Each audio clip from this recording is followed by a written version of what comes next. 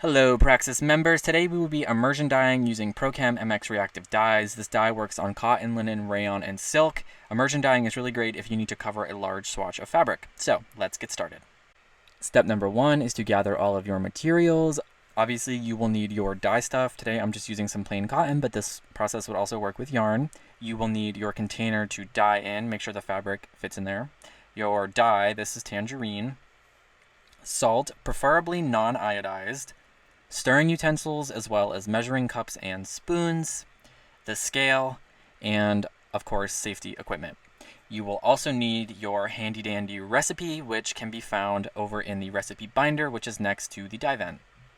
You're also going to need soda ash, which can be found in the giant soda ash trash can next to the dye kitchen. Step number 2 is to weigh your dry fiber. Make sure it is dry. I'm going to use the scale, turn it on, make sure that you are measuring in grams.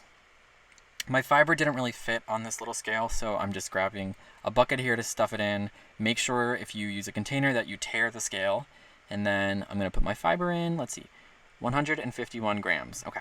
Next, we are going to calculate the ingredients that we need. Today, we will be using our recipe to work with the dark value, but please choose whatever shade you want your fiber to be. Our fiber weighs 151 grams, so according to this recipe for the dark shade, we are going to need 15 grams of dye, 900 grams of salt, and 65 grams of soda ash. Now this recipe is given per pound, or 454 grams. And you'll notice our fiber weighs a lot less than 454 grams. So we're going to have to do a little math to adjust, not a big deal. All you're going to do is take the weight of your fiber and divide it by 454 to get a percentage, and then you'll take that percentage and multiply it by all of the original amounts to get the amount that you actually need. If your fiber weighs more than a pound, which is often the case when immersion dyeing, not to worry. Just repeat the same process as above. Divide the weight of your fiber by 454 to get the percentile, and then multiply that by all the original amounts to get the amount that you need. But we don't need to do that. We already have our correct numbers above, so let's get going. Step number 4 is to scour your fabric in hot water with detergent. The best to use is Synthropol, which we have in the dye kitchen, but any fragrance-free mild detergent will work. The goal of this is to just scrub the fibers and remove any impurities that would prevent the dye from bonding to it. Since I have a small amount, I'm hand washing it today, but if you have a lot of fabric, you can always throw it in the washing machine. If you're going to do any shibori or tying or anything, now would be the time to do so. Otherwise, just set your wet fiber aside. Next, I'm going to weigh out all of the ingredients we just did the calculations for. I'm starting with salt, and you can actually see I went a little above what I needed, so here I am just finessing out crystal by crystal until I get to 297, and then I'm going to set that aside and measure out my soda ash, which remember comes from the large trash can next to the dye kitchen. And this stuff can get pretty lumpy in the humidity, so I'm just going to try my best here to avoid large lumps and get the fine crystals. And then I'm also going to set that aside and head on over to the dye hood. This is the dye hood. It keeps you nice and safe when handling these dyes. You want to ensure that both the light and the vent are turned on, and then I'm going to bring over my recipe, the scale, my measuring utensils, as well as some warm water and my dye.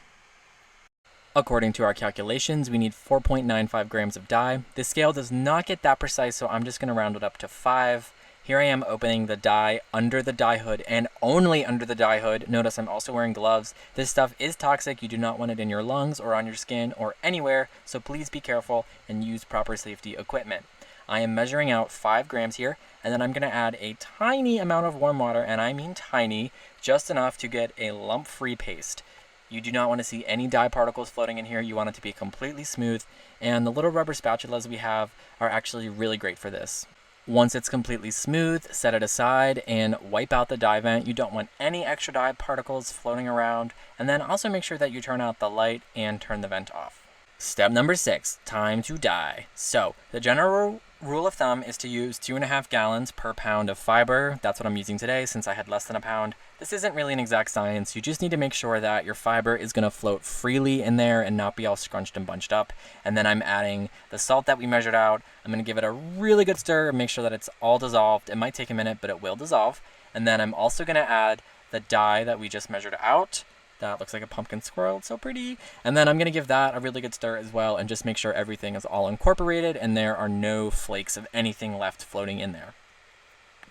Now you can add your wet fiber, which is still wet from before, and if yours has dried, make sure that you wet it before putting it in here.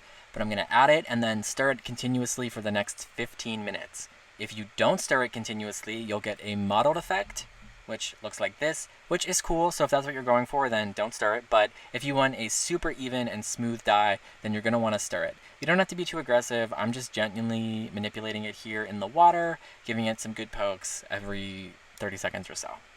After the first 15 minutes, we're going to remove our fiber from the dye bath, set it aside real quick, and then pour in the soda ash that we measured out earlier. The soda ash is going to activate the dye bath and make sure that it chemically bonds to your fiber. If you get soda ash on your fiber, there's a chance it'll come out splotchy. So again, if that's what you're going for, then do that. But if not, if you want it even, make sure that it is completely dissolved before putting your fiber back in. This is going to soak in here for the next hour, and I'm going to give it a good stir every 15 minutes to give it that nice, even coat. If you are dyeing something in a black shade or want it very, very, very dark, you can leave it in there for up to 90 minutes.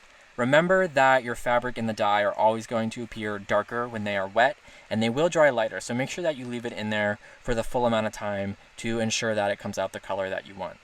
Once the appropriate amount of time has elapsed, all that's left to do is rinse your fiber in cold water until the water runs clear. Since I have a small amount, I'm doing this in the sink, but if you have a lot of fabric, you can also do this in the washing machine. Just make sure you give your fabric a quick rinse before you put it in so you don't get a lot of dye in the machine. If you are dyeing with blacks or reds or purples, anything dark, it is going to bleed for quite a while, so mentally prepare yourself to be rinsing for a while, but here I am just massaging until the water is clear. You can hang your fiber on the drying racks or the clothesline, or pop it in the dryer, whatever is easiest for you. The very last thing to do is tidy up. I'm going to put away any ingredients that I used, put away any supplies, to gather up anything that needs to be washed and take it to the sink, and then wipe down my space. Make sure you wash everything with warm soapy water to remove any dye residue. You don't want leftover dye on this, which could ruin someone else's project. Once I'm done washing, I'm going to place everything on the drying rack to air dry.